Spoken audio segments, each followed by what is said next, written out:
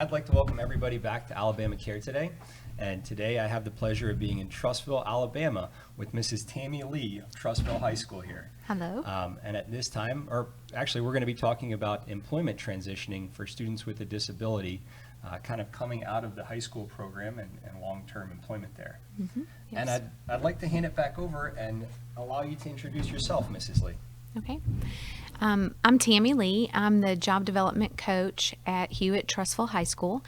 This is my 11th year at Trussville, and prior to my position here, I worked as a job coach with Mountain Brook Schools, and I was there for 2 years on a contract part-time basis. I currently work with students here at the high school level, aiding them in developing employment skills and exploring career options, particular jobs of interest, and finding what their niche might be so that they can transition successfully into their future, whatever that holds for them. Now that's quite a bit. I'd like to take a step back here. Now, you're originally from Alabama? No, you can tell by my accent, I'm sure. I'm from Ohio. I grew up in Ohio, and then after I graduated high school and college, I moved to the Carolinas. I lived there for 2 years, and I've been in Alabama since about 2006. 2006, Mm-hmm. so almost 16 years there? Yes. 15, 16 years? Mm-hmm. How do you like it? I like it. It's funny, Ohio gets that cold weather, and I don't like the cold weather, so I have an aunt that lives in Pennsylvania that just posted a snowstorm on May 20th, so Yeah. I love the weather. People complain about the heat, but I like it. You like the mugginess of it? No, not the humidity, but I do like the warm weather. Yeah. I'm a warm weather person. Kind of being in the South there. Mhm. I grew up in Philly, so it gets pretty cold up there. Oh, I know yeah? that So Ohio you know, weather. yeah. Yeah, so it is very nice. The winters are very mild down here. Yes, very nice. And your official title is a job development coach here at Trussville City Schools. And what exactly, you kind of went over some of the basics there for job development coach. hmm How early do you guys start working with a student?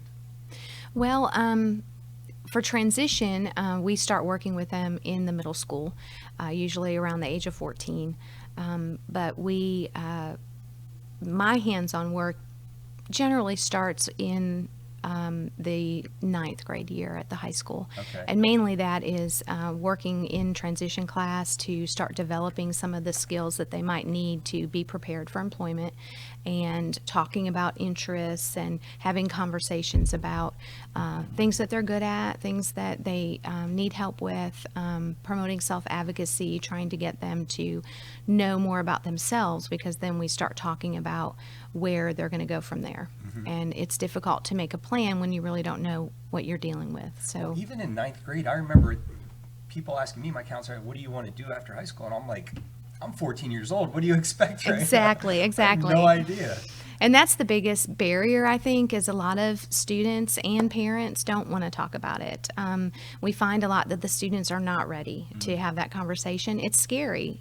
When you're 14, you don't think about living away from your family or having to pay your own bills and doing those things. So it's a scary process. Yeah. Trussville is developing a plan right now to start even earlier in the elementary level to develop some of those skills and have some of those conversations early on, and not to make a decision about what it is you want to do, Yeah. but to explore what's out there, be proactive in having conversations at home about what mom and dad do for work, or what does grandma and grandpa do for work, or, what are the things that you see in the community that you like. And just kind of starting those conversations is important. Yeah, I like the way you use the word explore there, Mhm. because it's not like you have to make a decision and stick with it. Right. But you need to test it out and try it, see if it fits, if Right. it feels right there. Mhm. So will you start exploring in 9th grade? Will you kind of do like job shadowing at that level? Right now, the way we're set up here at Trussville is we work with students on a group basis for job exploration.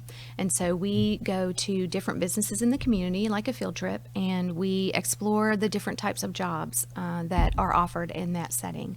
And then students that are interested in that setting will go and they'll sign up and attend the tour. And some that don't know, we like to just expose them, because a lot of kids, especially students with disabilities, have a hard time thinking outside of the immediate Yeah, like situation. I'm going to school, Right. and then I go home and I'm with these people throughout my life, but being a little bit more creative in what's out there. Right, and just exposing not it. being exposed.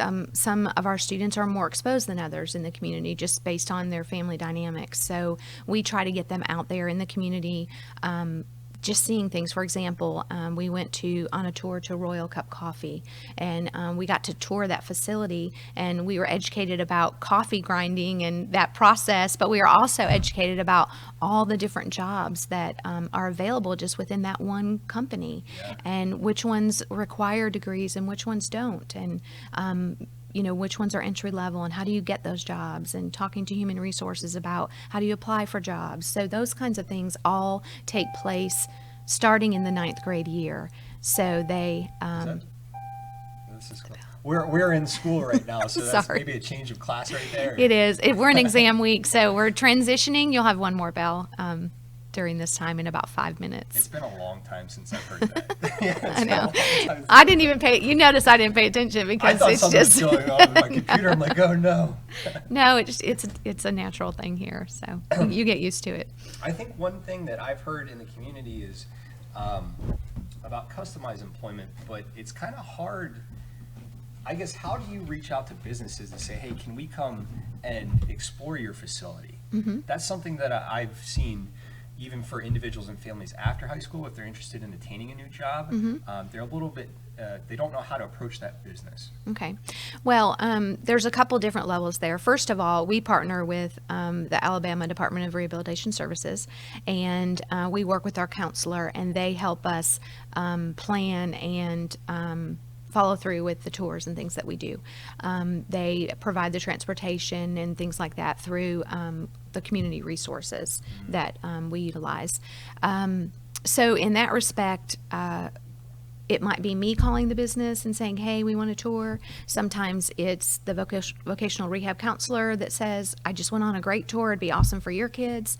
We have parents that have students in the school setting that work in different businesses that'll say, we'd love to have the kids come to see what we do here at our business. Yeah. So it's networking that way. And then it's also cold calling, just picking up the phone. I have more success going to the business personally.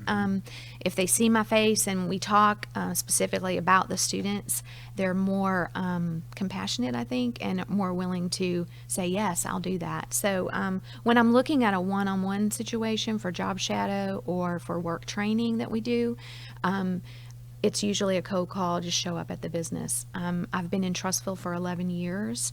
I have over 45 businesses that I've worked with or work with. Yeah. So that is just a relationship building opportunity. So I'm very specific about using those businesses when I'm shopping and promoting them in the community because they support us. Yeah. So a lot of those businesses, if I don't have a student that fits that job, and so that I don't work with him that year, the businesses, when I go in there, are like, where are Where have you you? been? Yes, we need a student, So that just tells me that, we have a good partnership. Trussville community is completely supportive of our students. Many of them go on to be employed. I'm here 11 years. I have students that are in their 10 year of employment with businesses here in Trussville that I've That's placed. amazing. So we have a lot of success. We can talk about that now or later. Success is more than just them having a job shadow. There's wraparound services from the family that are required, and there needs to be a commitment from everybody at the table, really. So it's really a group effort there. And you absolutely. have to foster those relationships. You do. Over the years, and whether it's you're going to a local store and using their products or their services, Right. and saying, hey, maybe my son or daughter or somebody from Trussville could, be employed here. Let's Right. set something up.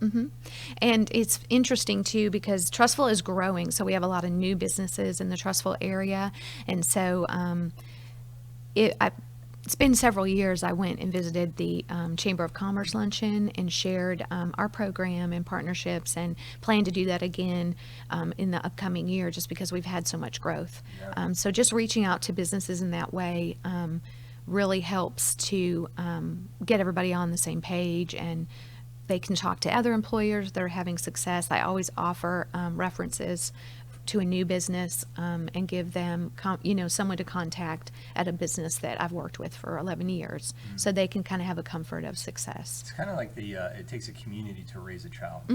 Yeah, aspect there. absolutely. Now, how many new students do you work with in a fiscal year or in 1 year? It varies. Trussville in itself is a small system, so I am blessed to be able to have a caseload of like under 20. Now that doesn't mean that I may be working one-on-one with all 20. This year I had 8 freshmen, so they were individuals that we were talking about career planning and just job exploration, going on job tours, that kind of thing, not one-on-one with them. And then as they go through their years here at the school, depending on what pathway they're on. If they're on the essentials pathway, they usually exit within 4 years, and they have specific job requirements for the diploma. The students that are on the alternate pathway, they can, any student can stay till they're 21, but those are the students that generally opt to stay till they're 21 years old. So in that respect, I tend to work with them maybe starting in their sophomore or junior year, because they're going to be with us for several years. Yeah. And we like to see those individuals that are more challenged intellectually have some time to mature a little bit and transition into high school before we start, doing some of the other things. But we do include them on our job tours too. Yeah, and it may take a little bit longer. I have a family member who has an intellectual disability, and we do an annual plan every year Awesome. where everybody comes together and helps her design the goals for the next 12 months. She's Yeah. nonverbal. And when we look at the goals, those goals, some people could accomplish maybe in a couple weeks, a couple Right. months, but for her, it's a year-long goal. And it Yes. just takes a little bit longer for her to kind of master that skill that she's going Right, for. right. Whether that's making her own coffee cup. It just takes her a little bit longer. So And there's so many soft skills that we're developing in the classroom before they even get out. The way I have our program designed here is we start developing those skills, and then the students, whenever they're ready, they'll start in school-based work training. So I have jobs developed in the school setting where they can go and do work That's cool. So during they'll a stay on class. campus here. Yes. And that's really to develop the soft skills. Communication is a huge barrier for individuals that are looking to be in the community and employed. If their communication skills are not, at the level that a customer could understand them, we have to accommodate and find ways that we can make that happen. So the school is a safe environment for us to explore those options. Yeah. It's also a safe environment where they can learn how to be on time, how to report to a location independently, how to navigate a building. We have a 3-story building with elevators. If they have to report to a different level, how are they going to get there? Can they do that independently? So we have an opportunity to train all those things here in an environment that they're comfortable with, and that just allows them to kind of build confidence. And a big one is personal hygiene, talking about how you dress for work. Even though they're in a school setting, they still have to come appropriately dressed with a collared shirt and dress pants, or nice clothes for a female, no jeans, shorts, flip-flops, those kinds of things. Trying to just kind of develop the habit of being prepared to go to work. And then, are you clean? Did you shower? Did you brush your hair? Do you have breakfast on your face? Those kinds of things. Just those skills start to emerge and develop early on here. And then you can kind of build upon those, so those are kind of, you need to get those down first, and then you can kind of build upon them from there. But once you get them down, they'll be with you for the rest of your life. They will, and some of our students are challenged with the ability to generalize those skills into another environment.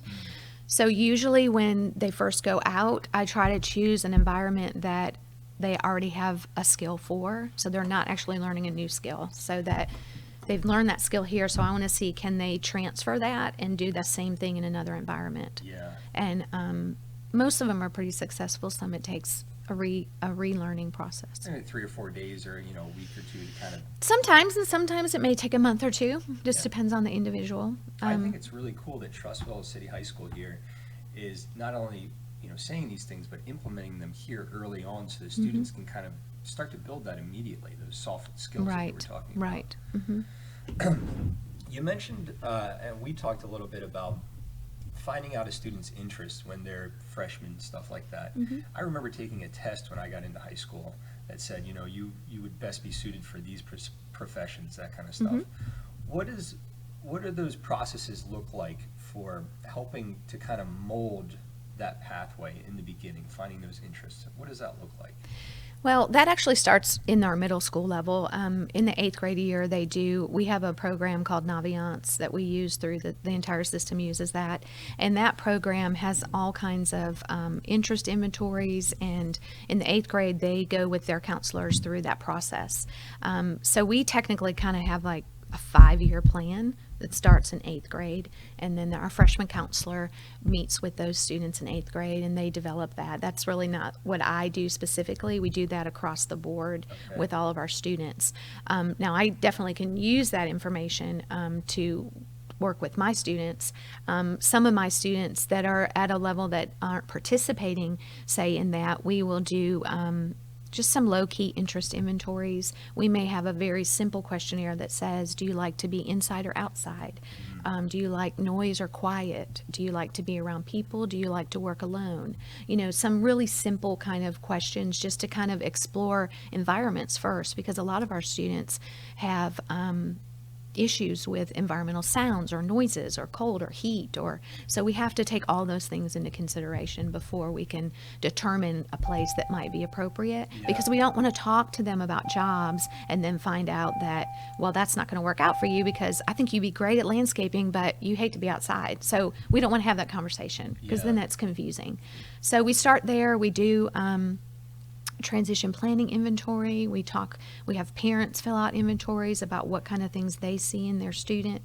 At home, we see a lot, it goes both ways at home. Sometimes we see lots of independence at home and not so much here, or opposite. There's a lot of dependence at home, a lot of independence in the school setting. Do you see that a lot, where the families kind of maybe like Oh yes, very much. Here they get to be themselves, and and the families are very protective, rightfully so. I'm a parent of 3 girls, so I get that. But it's difficult, and that is a transition in itself for those families. And that's one thing I made a note about, is to be realistic, but also be able to kind of let go a little bit and let that student. We really talk in the IEP meetings about developing chores at home. You know, what responsibilities does your child have in the home setting, that there's things that they can do and they can participate in, and they can be, you know, a productive part of your home, because we want them to be a productive part of, you know, the community. So that starts at home. And so we kind of encourage the families to develop those things early to, I mean, the kids don't like that. They have chores. Well, I you was know. going to say, for the families listening, chores, and for the individuals, we apologize. Yeah, sorry, yeah. You might be getting some chores coming in the next few Yes, chores. I have a 16-year-old. She doesn't like it, but she has chores, and the chores get done before she does other things, you know, and the same can go with anybody, you know. If they enjoy phone time or video time or time with their dog or whatever, you know, those things can be built into their day, and say they just have to make their bed or help set the table, or, you know, something that they can do to be a helpful part of the family, but also to learn some skills that are going to be beneficial later. Yeah, I think that's important for grooming for, you know, community living long-term, and being a contributing member of society. Yes. I think a lot of families do that, and, you know, just because your son or daughter might have a disability, you shouldn't exclude them the opportunity to grow in that way. Exactly. That's a good point. So you kind of go to the individual and then the family, and those that know them best, and it sounded like you go from environment in a way. You say, are these the environments you'd be comfortable in? Okay, then let's focus a little bit more on what we do in those environments. Exactly. Now, part of what would the process be? So you would meet with an individual, or they'd have an IEP plan to say, hey, I'm interested in these things. Then what happens from there? Well, depending on the age of the student, let's say they're a freshman, and we've got the information from 8th grade and they've come to their 9th grade transition meeting. We'll talk about what is going to happen in high school. Basically, it depends on what pathway. If they're just on a general pathway, they will have an opportunity to do the job tours, the campus tours, those kinds of things. We will do some one-on-one with their case manager in developing, you know, their interests and things like that. That a lot of those students are usually worked with by their case manager, which is an inclusion teacher here at the school, through their resource time. And then if they want to do some job shadows and things, then later on I can help develop those. If they're on the essentials pathway, they do have a requirement by the state of Alabama to do an unpaid work training and to have paid employment their last year of school. So when the essential students, I'll start working with them as freshmen, talking about what we talked about, environments, different types of jobs, doing the job shadow as a tour group kind of situation. And then as they move through sophomore year, we'll continue to talk about honing in on those. They're choosing now specifically 5 careers that are interesting to them, and if it's not a career, if that's too wide scope, 5 places they would like to work. And why do they want to work there? What do they think is appealing? What do they think they would be capable of doing in there? Some kids want to work in a hospital setting. They'll say, I want to be a doctor. Well, they're not going to be able to be a doctor, but maybe it isn't even about being a doctor. Maybe it's just wearing a badge and a uniform that they're interested in. So getting to the bottom line of what is it that makes you want to work there or do that job, and then tailor something according to that, because they might be able to be an excellent patient transport in a hospital setting and wear some scrubs and a name tag, and that would be ideal for them. So just kind of getting to the root of why they like things and what appeals to them is important. Sounds like a lot of whys. Lots of whys. Deep. Yeah. Why, what, where, when. And also then after that, doing job shadows, placing them, if they're in our self-contained classroom, they start doing the school-based job work. The essential students do not work in the school setting unless there's communication or behavioral issues and things like that only because we don't have enough time in our day and in our 4 years. So they go right to the community as a junior. And in that situation, I try to place them in environments that they're interested in. Sometimes, obviously, if they want to be a nurse, a hospital is not going to allow me to have them come in and do unpaid work training as a CNA. I mean, that's a certification process.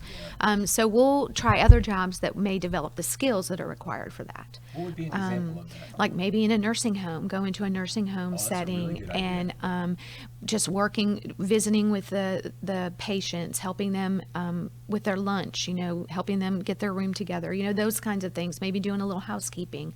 Those things are skills that a CNA is going to be doing, but you don't really have to be a CNA to volunteer at a nursing home to help do some of those things. To kind of get the ground there. And maybe somebody who just wants to help people that are maybe a little sick or elderly, and that's one way to kind of test those boundaries. I have students that want to work with animals, so I have a partnership with a vet in the area. Some of them get in there and they're like, whoa, this is not what I want to do. Blood, goo! I know. The worst is scooping the poop. So they're like, I'm not doing that. And I'm like, well, I'm not doing it. No. Then we start off with, do you have a dog at home already? Exactly. So some of it's exploration and finding out this is really not what I thought it was, and I'm out, know. And that's okay. And our businesses are flexible. I mean, our partnership is, if the student isn't working out for them, they have every right to say, this isn't working out. And if it's not working out for the student has every right to say, this is not working out for me. And then we just part ways and go to another business. No love lost. No, maybe there's another student next month that might like to do that. Right. We break it up either in 9-week or semesters, just depending on the student and their ability and how quickly they learn and progress. So my essential students, I like them to have 4 work sites within every 9 weeks of their junior year, because they're going to have paid employment their senior year. So they've got to be ready to get a job. Wait, so you want them to go to 4 places in their semester? No, for in their year. Okay. So like their junior year, the essential students will go to one placement the first 9 weeks, then we'll transition to a new placement the second 9 weeks, and then the third and the fourth 9 weeks. Because in the summer, when they leave me after their junior year, they need to try to find a job, and I facilitate that because they have to have paid employment the next year. How do you mean they have to have paid employment? Well, it's a requirement. It's a requirement for that diploma pathway that they're on. There has been some flexibility at the state level that has allowed the students to do an unpaid internship up to 140 hours. So I require at this point that they have paid employment because I think that my students can be successful in paid employment. So I have never come into a situation where I've had to go to an unpaid internship. Although that is an option for the state, I try not to have it an option for us. Yeah, you just always because want paid employment, but then there could be some times where there's like a hiring freeze or the economy. exactly, and that is exactly why the state changed that regulation. It used to be that they had to have it. They used to have 240 hours. They used to have it had to be consistent in one business. So they have become more flexible because over the years we have had hiring freezes, and you have school systems like Jefferson County that they're trying. I'm working with 20 students, and they're working with 120 students trying to get them placed in those positions. So it can be challenging. I've been very fortunate in my situation and in my community to not have to deal with that. So and some students aren't successful in their paid employment. What And happens then? they can get fired, and then we try to get another job. And if that's not an option, I may have a student that has 100 hours and they need 140, and then they lose their job. Maybe something they did, or the business was downsizing and they just didn't have the hours. So in the past, the state would require me to get a new job and start from hour Scratch. one. No way, you lose all that time. So now they're flexible, and they allow us to combine those hours. So if that happens to that student, then I can get a new job, and then if they can get their 40 hours before graduation, then they're good. Yeah. But now my students in my AAA, the self-contained, we've got many more years. Their learning curve's a little bit longer, so we usually go by semesters, and they're at one business one semester and a new business the next semester. I feel like that program is. I feel like every high school student should be able to do that and test out different jobs. I wish I because- could. Because then, I went directly to college, but I still didn't have experience in what I was going to college for. And it Exactly. would have been great to shadow that or to try and work in that industry for a semester or something like that. And we do have, the State Department has career coaches that are placed in each high school in the area that helps facilitate that for the general ed student. So we have a career coach here. Her name's Jill Prince, and we share her with Leeds High School, and she's amazing.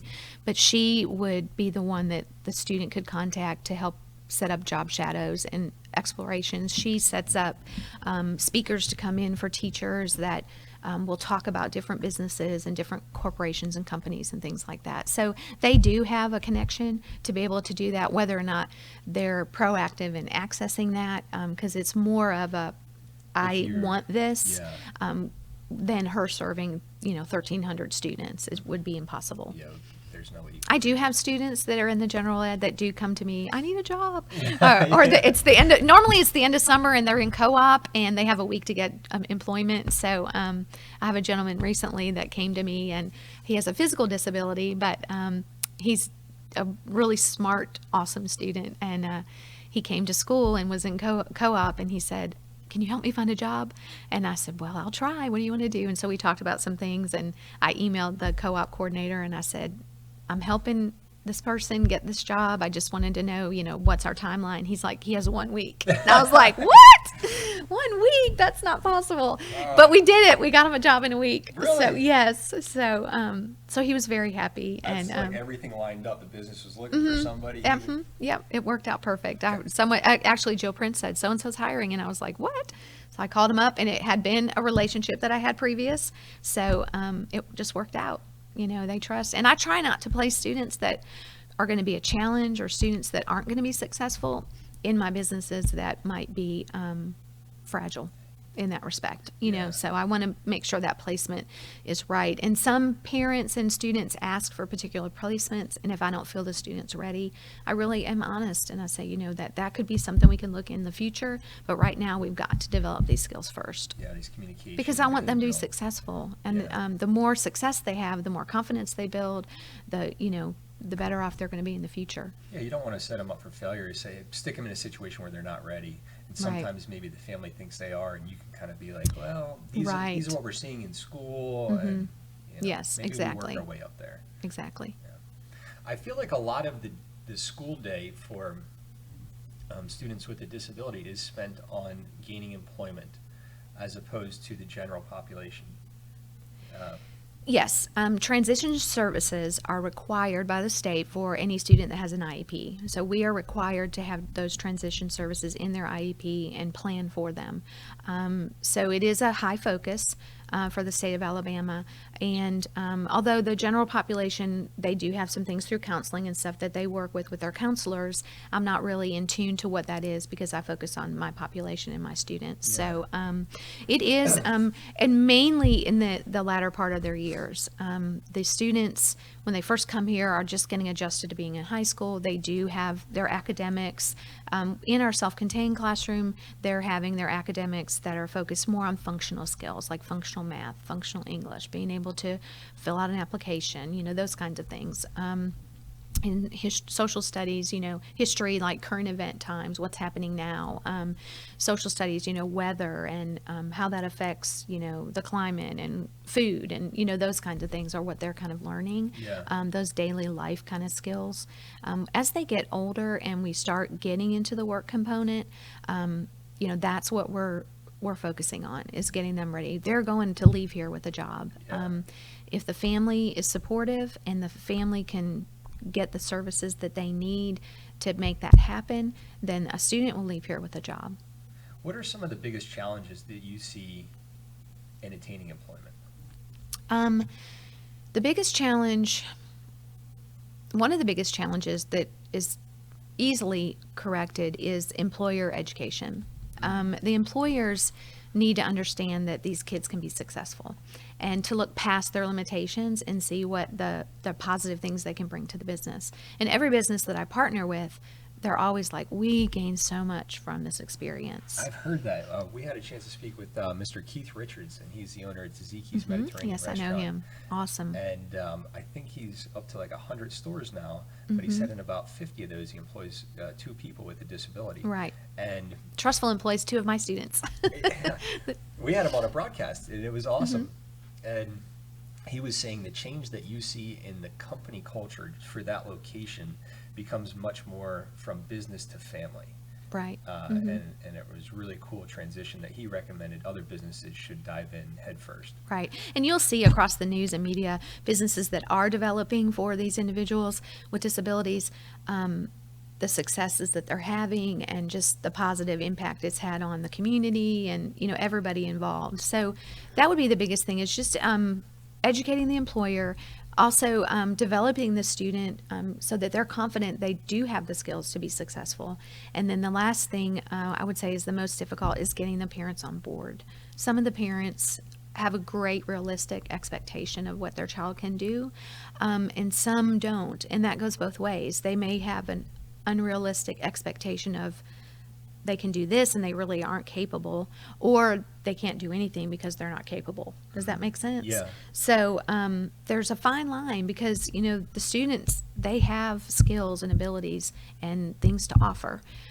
Just getting the family to see that, the family to kind of support that, having the family work, like you talk about, you have that family planning time with your family member, yeah. that you sit down and we talk about that, things that need to be talked about, like hours of work, how are they going to get there, how are they going to get home. Transportation is a huge issue. A lot of these students don't have driver's license. Yeah. We're in Trussville and we don't have a bus system. Yeah. So well, even in Birmingham, the yeah, bus system is it's that very limited. We do have other businesses that can provide transportation, but they're not always dependable. So that's a huge hurdle for us to get over.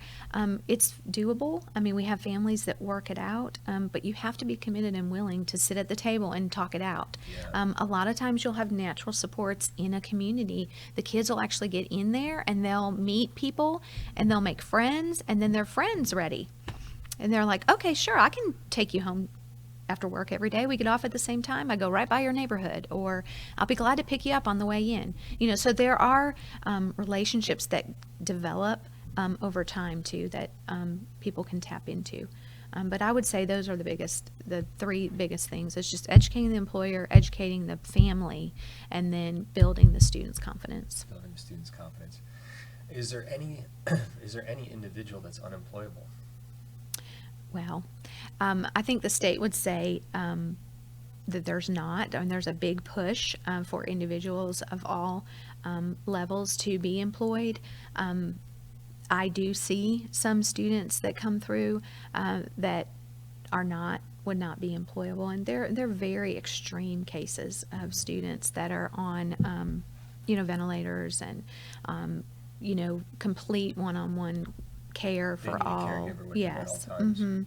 And some that don't even come to school, because of that. So, I don't really know where I stand on that. As Yeah. I hate to say no, there's never anybody, but I also hate to say that, because I hate, that you have to see the potential in a student. And there are families too that have those students that are very extremely involved that don't want their family member, To work. to be out there, exposed to, the culture and the people, and things like that. But and I have worked with some very challenging individuals and have carved out jobs in a law firm in Mountain Brook for an individual that basically was hole punching and filing papers. We figured out a job that he could do. It took extensive accommodations, but it worked. But that takes a special employer.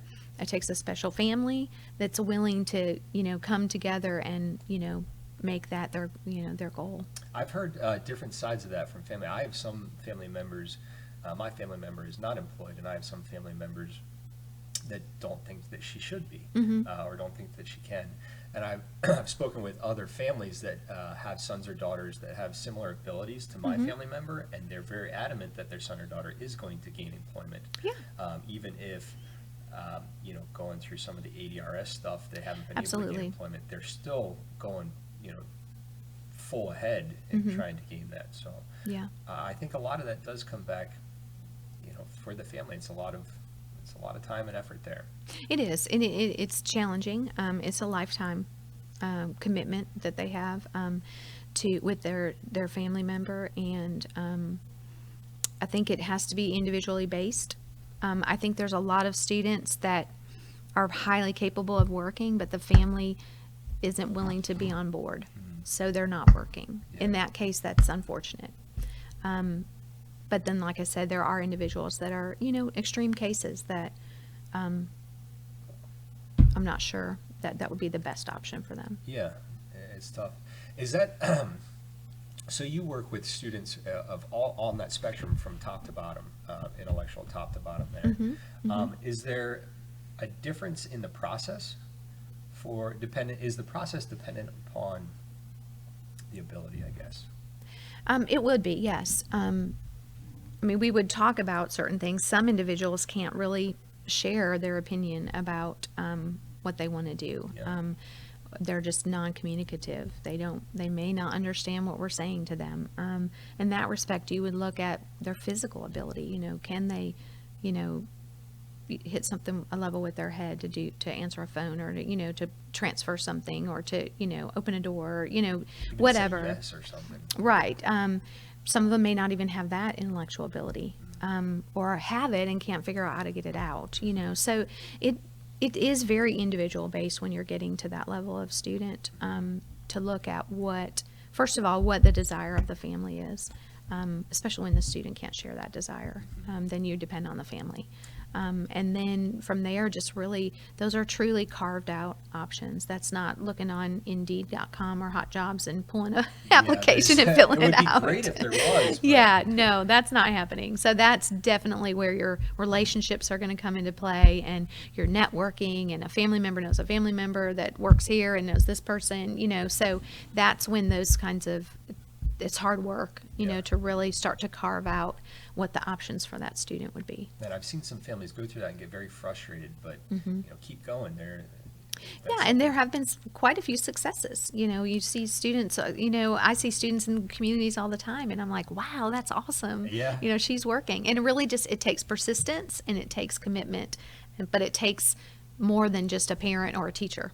Speaking of success stories, is there one or two that come to mind kind of throughout this process that you work with as a job development coach, and maybe in the past few years, that you would like to highlight?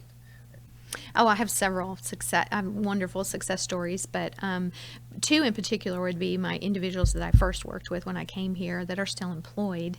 And they have been employed for 10 years at their businesses. One in particular was a female that we did all kinds of job shadowing and job training, and she wasn't very vocal about, she was a vocal individual, but she wasn't vocal about what she wanted to do. And she would say she wanted to work with kids, or she wanted to work in a restaurant, and all these things. And so we tried all these things. Office, she just kept coming up with these things. Well, so we were in our transition meeting at the end of school where we were going to figure out where she's going to go from here. And this was probably my first year here, so it was my first transition opportunity. And so I said, where we did all these things, didn't like any of them? Which one do you like the most? No, none. None. I didn't like any of them. And I was like, okay, so where do you want to work? And she said, I want to work at Publix. And we were like, what? Because her family, we have been talking for a year about what she wanted to do. And that was always an option for work training, but never one that she chose. And out of the blue, she's like, no, I actually do want to do that. Yeah, she's like, I want to work there. And I was like, okay. So we, of course, I already had a relationship with them. And so we met with the manager, and we applied online, and they hired her, and she's been there for 10 years. And I'm like, well, I guess she did want to work there because she's been successful. Now, how did that go when she started working there? I mean, you had that relationship, but... well, if there's still my ideal opportunity, which now that I've been doing it for so long, is I focus on paid employment their second semester of their last year of school, so that I can set it up, I can train them on the job, I can transition them into that employment independently. In this situation is where I transitioned to vocational rehab. Okay. So when she exited school, I can only work with the students that are in high school. So once she exited, then I transferred her case over. Well, she had already been a voc rehab client, so just referred her for supported employment services. And then they picked up and they did the training and did the supported employment, and then faded out after their 90 days. Yeah. So all the students transition to vocational rehab services here that choose, and most of the ones that I work with do. And so at the end of their time here, it's basically a transition to whatever it is. If they're successfully working, then there's no need for support from voc rehab at the time, but they do know that if they would lose their job or want to change their job, that they would contact their counselor and be able to have that support again. If they're not employed, or it's a situation where they're about to be employed, then we just refer for supported employment, and then they provide that service to transition. You ever have students come back and be like, I don't want to work with you, I want to work with you? I've had a few families that call me. I've had some families don't really understand what it's going to be like when their child's home all day with them and they're not at school anymore. Oh, so that's a big thing. It's a big thing. And they say, no, they're not going to work. We're not going to make them work. And then they're home a year, and then they call me and be like, can you find him a job? He needs to get out of the house. And I'm like, I tried that. Remember, you didn't want to. So of course, I refer them to voc rehab, and then they take over from there, and hopefully are successful in finding them employment. But do you ever tell families, like, look, I know you're thinking, and individuals, like, I know you want to be at home and be with the family all day, but believe me, after a year, you guys are going to get away from me. Well, yeah, and the student, they get bored. They need to have purpose. They need to have, like I said, something that's going to give them a reason to wake up every day and, make friends. They make such great friends in the workplace, and, talking about friendships, a successful placement, another student that has worked 10 years, and we did a job, unpaid work training in the produce department at Winn-Dixie, and then they ended up hiring him when he graduated, and he has a wonderful friend that was his supervisor, I think still might be, but they've developed this awesome friendship, and it's just so amazing to see that. And had he not gone to work, he would not have that relationship. And they go bowling together, and they hang out and do stuff and invite each other to family parties, and so it's just really, those are the things you want to see. You want your student to be independent. You want them to have a paycheck, have some worth, but also to start developing those cherished friendships that may not happen if they're not out there in the world a little bit. Some of my best friends I've met through work, or, those types of things. Now, do you ever have an individual or family member say, well, we believe or I am going to receive some services after high school, and I'm nervous that if I start working now, it could reduce some of those services and support? Oh, yes, that is definitely A challenge conversation that we have. Yes, it does. If, let's say, they are getting disability, rightfully so for all of these individuals. It's hard for a family member to see, because as their earnings go up, their disability check's going to go down. They're not going to lose that medical benefit. I don't really know. I might But that's speak out of something- turn, but yeah. there's a certain level of income that they can earn up to that will protect their like Medicaid benefits, okay? But that there is, what they're going to lose in their check, they're going to probably gain double in their income. In their income, yeah. Right. So trying to get a family to see that, and it's scary because, some of those families have fought for that disability check, they haven't been granted it initially for that individual. And so, and in circumstances, it's definitely needed. But if you're capable of being employed, competitively, gainfully employed full time, then you're going to make way more money than you're going to make. And a lot of times, these kids are having options for medical insurance, and those. So, if you're willing to take that step, the majority of the time, you're gonna reap greater benefits. But do individuals and families, is that a question that they ask often? Absolutely, all the time, and I try not to answer it. I try to refer them to the professionals at Social Security, and they have benefits counselors that I'll refer the families to, and then that way they can get in touch with them, and they can be just educated in that area and how that affects what's happening financially for the family member. Yeah. But that is a huge concern. Yeah, and I think it's something that they would think about long-term. If you're thinking about employment long-term, you'd also want to know all types of income that you'd be receiving and how Right. they, how they affect each other. Right. That would be one of the questions. What do you see as the biggest fear that an individual student has about going into or through this process? I don't see any fear in the student. Really? I really don't.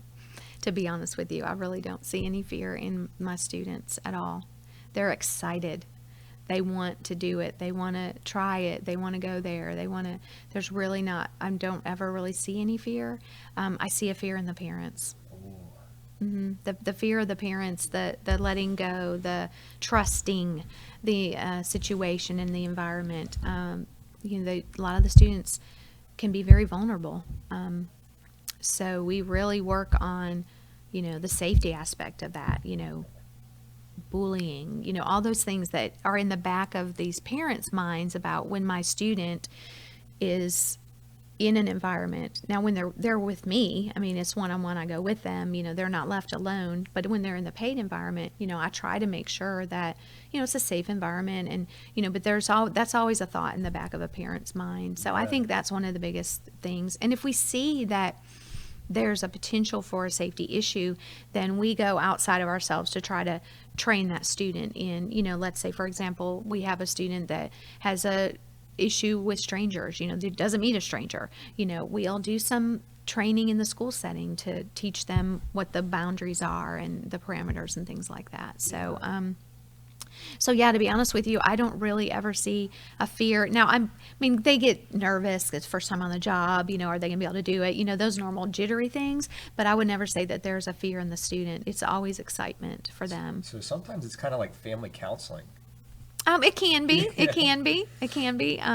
Just letting the family, and we start talking about it early on. Even though I'm not working with them in the 9th grade, when they're in their transition meeting coming up from 8th grade, if they're potentially going to be on my caseload, then I'm in the meeting and I talk specifically about the steps and what's going to happen over the next few years, so they can start digesting and thinking about what's going to be happening. We don't just jump in and say, okay, tomorrow you're going to do this, so. Yeah. And some of the families are like, I don't want my child to go in the community yet. I don't think they're ready. And that's fine. And that's why we have a school-based program, so that they can see their successes, see what they've learned, see how they've been accomplished in these areas, and that they can navigate the building independently. Get on the elevator and go to the 3rd floor and come back down to the 1st floor, and, those kinds of things. So, I think it's awesome that you don't see many students have a fear of being employed and through that process, but it's more the family and the parents there. Yep. I think that's really cool.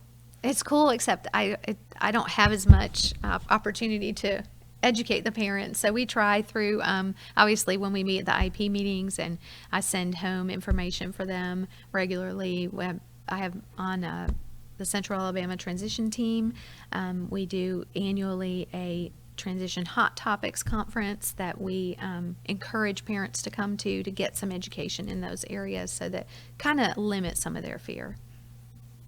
Experience will take away fear. That's right. And help you grow.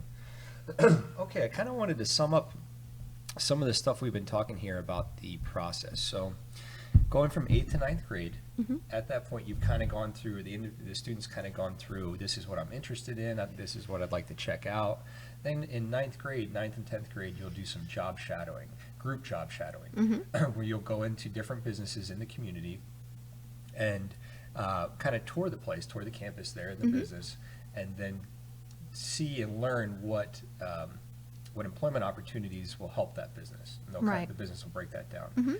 Then after you've gone on a few job shadowing opportunities, you'll meet with them on an individual and say, hey, would you like to do some training, job training at these different Generally, it's not really necessarily a choice of the student. It's built into the curriculum in the self-contained classroom. So the teacher and I will get together and we'll determine the readiness of the student at that point. Okay. Some students will be ready in that 10th grade. Some students may not have the maturity yet, or maybe working on some things in the environment, in the classroom environment, that the like work is going to be the next step. So when they can develop this and they can show that they can do this consistently, maybe it's behavior, maybe it's coming clean to school, those kinds of things that are soft skills for work, we're already evaluating those in those years. And so then we'll get together and be like, what do you think? Okay, yes, I think they're definitely ready. Or maybe let's see how they come back after summer, because some of the skills do digress,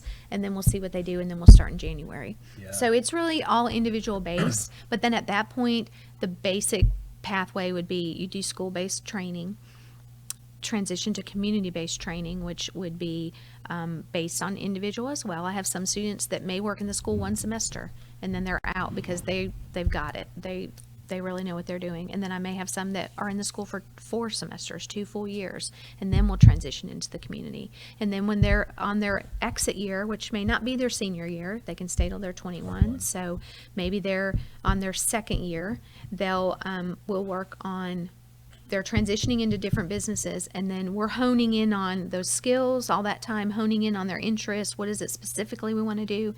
And so then that last semester will be soliciting employment and actually applying for a job and hopefully obtaining a job and then training a job and then just transitioning right from there.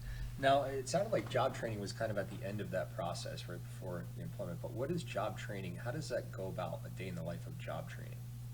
Job training, I wear many different hats. If you're in school-based work, they may work for one classroom period a day, 45 minutes to an hour. Some of them are an hour and a half, and that time builds obviously based on the individual abilities, stamina, those kinds of things, focus, whatever. So let's say, for example, I have a student and they're going to be working in the cafeteria. We restock all the condiments, the napkins, the paper cups, lids, ketchup, mustard, all that kind of stuff. We wipe down the cooler glass, restock anything that they need at that time. So they go after lunch, so they're not in there during the lunch period. So once the cafeteria closes, that student would come to work. I would meet them down there, and we would do the job. Initially, I would train the job, and then they usually become pretty independent. Most of them will become independent, and they'll work their time, and then they'll go back to class. And then they may do that 2 days a week, 3 days a week, just depending on the number of students I have, and then what year they're at or where they are. And so that's kind of what it looks like for a student that's in school-based work. Community work, I drive a school bus, so if, for example, I have a student that works on Monday, Wednesday. They go to TJ Maxx. So school starts at 8:15. Their time to work is 8:30. So the bus comes to the front. I pick them up. We drive to TJ Maxx. We work till 10:30. So we work about an hour and a half, hour and 40 minutes, and then we come back to school, and then they just go back to their classroom activities. And you're with them one-on-one or two-on-one during that Yes. training at TJ Maxx? Yes, and then I work side by side with them, train the task, and then maybe fade out and let them do that independently. This year I've had a student at Panera Bread, and he has worked in the afternoons, cleaning after lunch, restocking, that kind of thing, and 2 weeks he Picked it was up like that. doing it. So that was my time, take my computer, and I would do office work while he was in there. As they get older, like that student will be in his exit year next year. So eventually I'll be fading where I'm dropping off, and, because it's a process. So, I'll fade out, and I may go sit in a store next to it, or sit out in the bus or whatever, and then eventually drop off and pick up, just to make sure they can navigate all those things. Clocking in and out, are things that are need to be learned. You want to get paid, you got to clock in and out. Yes. So being conscious of time is huge, being on time, but also ending on time. You can't, if you're scheduled to work till 5 and you stay till 5:45, the business isn't going to want to pay you. You're not supposed to be on the clock. So understanding, when that time is supposed to happen and things like that. So I feel like that job training is almost, I don't want to say the most important thing, but it's very critical for long-term employment there, to do that job training. I really like how you say you can do it here in the school and then transition out, and some students are a little bit quicker in the transition out. Right. But getting that one-on-one in the business. Yeah, and it is really crucial because, like I said, they can be in a classroom or in a home setting, and they may have all these skills, but you put them in a restaurant and they don't know the first thing about what goes in the garbage and what doesn't. Yeah. You know what I mean? But at home, they could separate the food goes in Recycling here, goes over here. right? Or I'm going to scrape my food here and put these in the sink or the dishwasher, but, they get into another environment, they may not be able to do that. So it's really important to learn the skill, to be able to transition that skill, generalize it in different environments, but then also to feel success in a different environment. They're also getting, in this setting, I'm supervising them. In the community, I'm supervising them, but they also have a supervisor. So I try to choose businesses that have different types of supervision, so that maybe they have one-on-one with that manager. Maybe that manager leaves a list and they're going to do what they find on the list. Maybe like in Panera, we met with the manager, he showed me the skills, I taught the skills, and now you're independent. You know what I mean? So it varies in each business how that business operates. So just kind of exploring that, because they're not all operating the same. They're not all, getting the same feedback from coworkers. Some businesses, they have coworkers they have to deal with. Some they don't. They're independent. So just kind of being able to experience all that and see how the student responds. And, when it is an inappropriate response, which sometimes it is, they don't want to take the direction, being able to immediately correct that and teach the appropriate response is really important and Yeah. beneficial, I think, for them to be successful. That environment's very fluid. I mean, anybody, if you're switching jobs, or let's say you get a new manager and you don't click with your manager, Right. that can create a negative work environment. And It can. so it's finding the right manager, supervisor, and also coworker. And those change, and that's why I'm grateful that we have vocational rehab services, because my families know that you got this job. You might have a new manager next year, and he may not understand your student's disability or the needs, and that it may not have been communicated from one manager to the other. So if that's the case, don't be afraid to call your case manager and be like, hey, we need help. We have a new manager. They're not understanding what my student needs, or vice versa. They can't communicate well, whatever. And they can send a coach in to help with that, and, hopefully make that transition easier for the student. Yeah, it's not like what you go through high school. The first employment opportunity may not be the last. No. For some, it may be long-term, but it doesn't have to be the last. Right. But there's supports through that entire process Right. of a lifetime. One of the biggest things with the students nowadays is, they want to go from high school to college right into that awesome job that's paying great money, like their mom and dad have, or big brother or sister or whatever, And it's so funny, because I love to talk to people and say, find out what your dad's first job was. Yeah. Or ask your grandmother what her first job was. We talk about that, they didn't walk out of high school or college or turn 16 and get a job at A corner office. in a big exactly, high-rise. exactly. So it's funny and I encourage families to have those conversations early about what your first job was. I mean, I remember my first job in college was working at a Western Sizzlin', and I had to wear this polyester uniform, and I was the salad bar girl. I got to fill the salad and clean up after everybody, that makes a mess on the salad bar. And so I just look back and I just laugh. I'd leave there and smell like that nasty food. And it really taught me the fact that I really need to get through college because I don't want to be doing this the rest of my life. I was cleaning up dog poop at a veterinary clinic. Oh, there you go. I can relate to that. So just it's so important to have those conversations early with all children, especially children that are really having a hard time determining what it is they want to do, or and knowing that it's okay to start somewhere. That doesn't, like you said, it may not be the last job, and we get to do all that in work training. We get to try all these places, and you can say, yeah, I didn't like that, or wow, I really liked it and I didn't think I would, kind of thing. So yeah, getting that experience there. Mm-hmm. At this point, I'd like to acknowledge everybody that's been with us today, and then we will come back and kind of finish up here. So if there's anything anybody would like to ask Mrs. Lee, now would be a great time to enter it in the chat here. Sarah Williams, good to see you. Tammy Moore, always good to see you. Vonda Reeves, hello. Tammy, thank you for being active here in the chat. And Amanda Tomlinson Chandler, Tina Bourne, Jeremiah Goiki, I hope I said that right. Cheryl Murdoch, good to see you again. Daniel Slowitzek, I'm butchering names right now. I apologize, guys. Wanda Cooker, Jennifer Terry, always good. Kim Spangler, hello. Claire Quick, good to see you here. And okay, we don't have any questions at this time. I will give it a few minutes. If anybody does, please go ahead and type it in.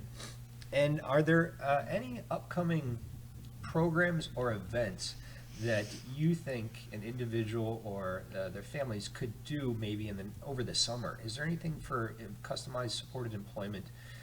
Maybe. Well, there's lots of options for employment training in the summer through community service providers like United Ability, Workshops, Goodwill, Triumph Services.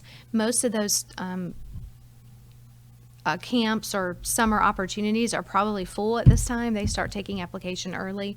But you would, if you're interested in finding something for your student to do related to employment, you would need to just speak to your VOC rehab counselor, and they could tap you into some opportunities if there are any left.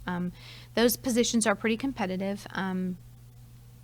There's not a whole lot of slots. They can't serve everybody. So they usually start early and fill up pretty quickly. But if you haven't, there might be some options out there for students. Next summer, if somebody But yes, and you have to be 16, I think, for most of those.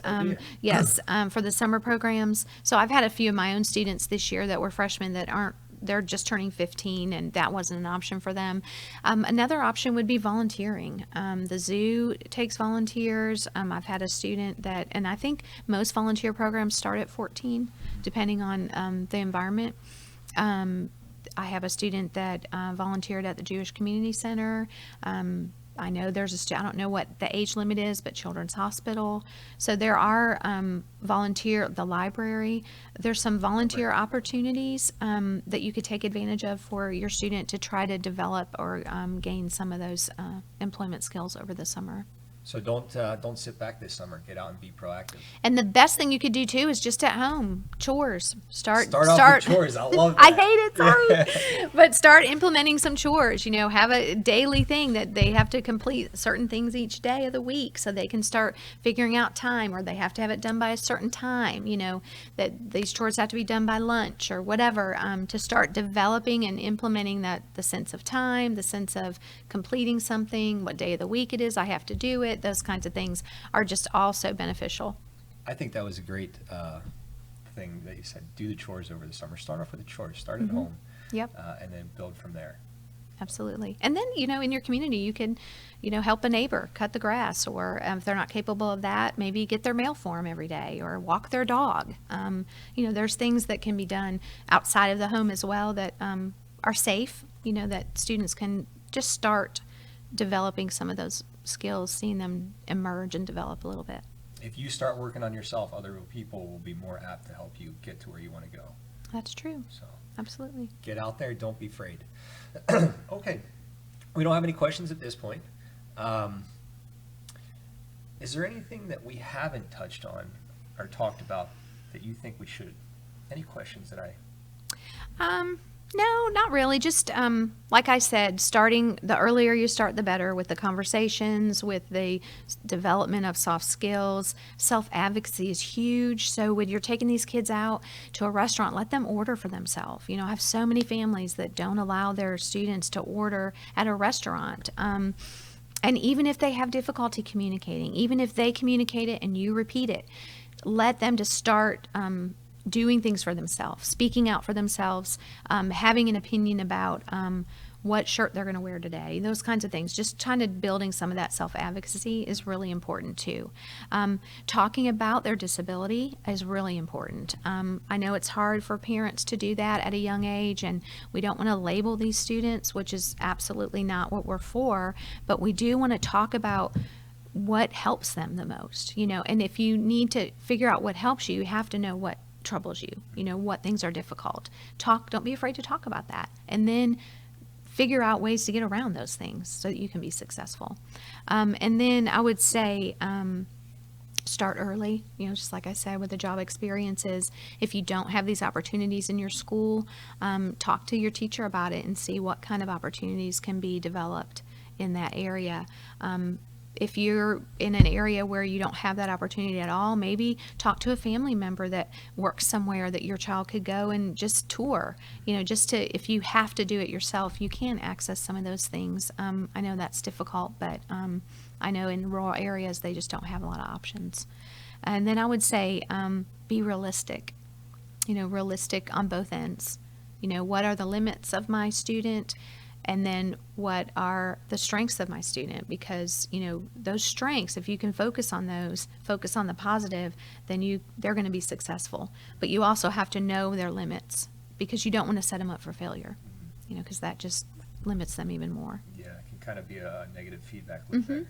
Absolutely. And we just want to build their confidence and, put them in environments and situations that they can be successful in. Just like us. We want to be successful, and we might be a little timid in a situation when we have already failed there, so if we can, small steps into building that success would be good. And then finally, just probably to utilize your resources. If there's things offered through your school, tap into them. Get in touch with Voc Rehab after your age of 15. Make sure you're tapping into these summer programs. Opportunities, I know schools offer all kinds of training opportunities. We focus on the Hot Topics Conference. It's usually in February. I encourage all my parents to come to that. It's just a lot of good information that is presented, and they don't have to search for it necessarily. So that would be the biggest thing, is just to figure out what your resources are and tap into them. And start today. This Yeah, summer. start yesterday. All right, well, we're going to bring it to a close here, and I would just like to say thank you, Mrs. Tammy Lee, for spending time with us today. Greatly enjoyed our time, and Thank you. I think the information that you presented is very valuable, and we'll get to the right families and individuals. So. Well, I appreciate having the opportunity to share. I'm passionate about what I do. I love my students and my families, and I want them all to be successful, and so I appreciate the opportunity to share. Thank you. And thank you, everybody, for being here with us. We are going to do a shout out a little bit later in the week about the upcoming Full Life Ahead camp and some volunteering there. And we will have another broadcast next week. So make sure you go to alabamacare.org, sign up for the email list, and like the Facebook page here to stay in touch. So appreciate you guys. I'll see you next week.